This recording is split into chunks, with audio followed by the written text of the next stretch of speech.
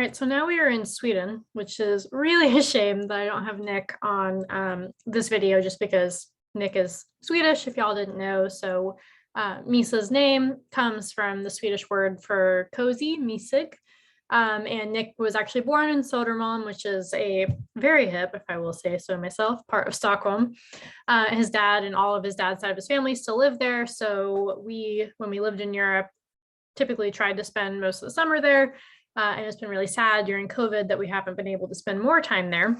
So anyways, we're in Sweden, and this is the first time in the club, at least, that we've been able to have any drinks from Sweden. So we're very excited to have Cider Revolution from Fruktstereo in one of our clubs. We unfortunately couldn't get enough to put it in multiple clubs this time, but this is definitely the time of the year when I love to put ciders in the club. I think around the holidays is great, and generally during winter is great. So a bit about the guys behind Fruktstereo. It is Carl and Mikael. I, again, wish Nick was here because he could pronounce their last names better than I could. But it's two guys that are basically from like the southern part of Sweden, right outside of Malmo. And they have been using, or they've basically coined the term fruit petnat, which I think is a really good way to think about their ciders, because it's more made in the style of like a petnat wine and just made with apples versus trying to make it like an actual cider. And when you think about it from that lens, I think it's really interesting because there's a lot of preconceptions about what cider is. And I think that this one will probably break all of those. So with that in mind, just a couple of facts about it. It's only 6% alcohol. It is made from basically like a native apples. What's it called? Like the apples where you go out and just like free pick them. Like they didn't plant them for this petnat, basically.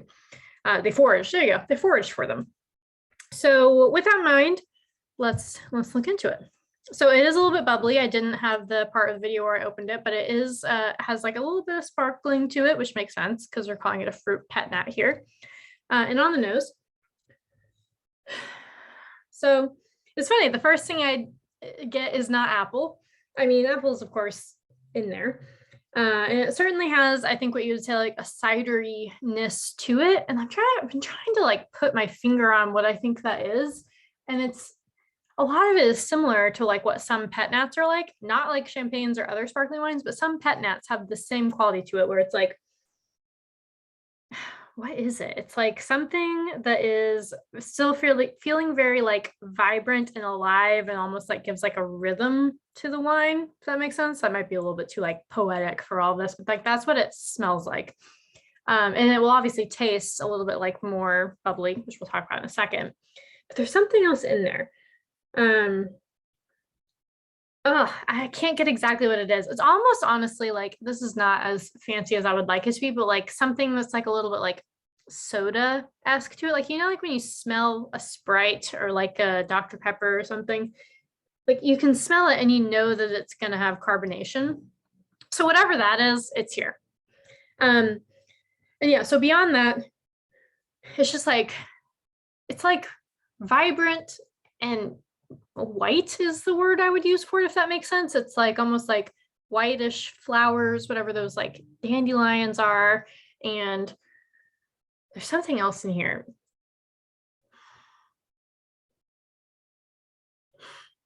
It's just a lot tougher to put my finger on. I think A, because I am not classically trained in any way in cider or in beer. It's all just in wine. And B, like there's just something, this whole like je ne sais quoi aspect to what they're doing here. It is a blending of two things that is amazing and like feels familiar, but it's just so hard to put your finger on. So let's try it and see what we get out there.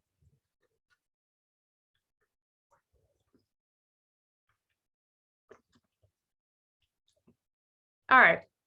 So I think it's a lot easier to tell when it's on your palate because the lingering part that sits on your tongue and goes to the back of your palate actually, I feel like puts a name to some of the things that were really tough to say on the nose. So first, let me talk about the structure. So the acid is like through the roof, nothing like crazy VA or anything like that. I think it's very balanced for the amount of alcohol that it has. But the acid is super tart, like very, I don't know, like basically, yeah, just like almost like a lemon tart, what it was called, lemon heads or something like that. And then beyond that, it's definitely still has like these apple tones to it. And it basically on the palate, like it has more weight than you would expect. It has like baking spices. I don't know if it's baking spices, but some sort of spiciness to it. I think it's baking spices or like almost like, no, herbal. That's what it is. It's like got an herbal quality to it. Because like I like to use like essential oils. And so it's almost like, I don't know, like I use like it's not rosemary, but like I use like a thyme one or like, it's not like tea tree oil. It's one of them. I don't know exactly which one. I think, oh, you know what made me think of that? Someone said sea buckthorn. I think that's it. Sea buckthorn. And then it also has like some vegetal qualities to it. Like maybe it's not peppery, but there's something in there. So let me just say this one's quite the wine to decipher. He's pretty happy with himself, but it's tough to figure out who he is as a fruit pet nat. Because that's really what I feel like I'll call this more than I would call it the cider. But at the end of the day, technically it's a cider. It's only 6% alcohol. So when we think about what to do with it, I just think it's perfect for starting out and kicking off your Thanksgiving. I would love to put this with anything like or nothing while you're just sitting and waiting and like basically doing all the preparations. It's great because it's only 6% alcohol, so none of your family is going to get sloshed while they're waiting for the food to happen, and they can still have a bit of a drink and feel comfortable hanging out with each other. And it's just an interesting thing to talk about while you're all around with each other. With that in mind, other things like it's going to go with a lot of the stuff, honestly, at Thanksgiving. It's not going to be perfect with some of the main foods, but it's not bad. I mean, again, the effervescence to it is going to help a ton. And then it is probably too tart to go with dessert, I would say. Like some ciders are great with dessert. I would not say this is one of them. But at the end of the day, it's apple, and pairing that with apple is not the worst thing you can do if you want to put with apple pie, but I would not, but you can. There's nothing wrong with it. So I hope that this broadens your mind and opens you up to what cider can be, where the industry is generally going with some of these things. And yeah, Sweden, the first time we got Sweden in, that's just such an amazing thing for us. So enjoy.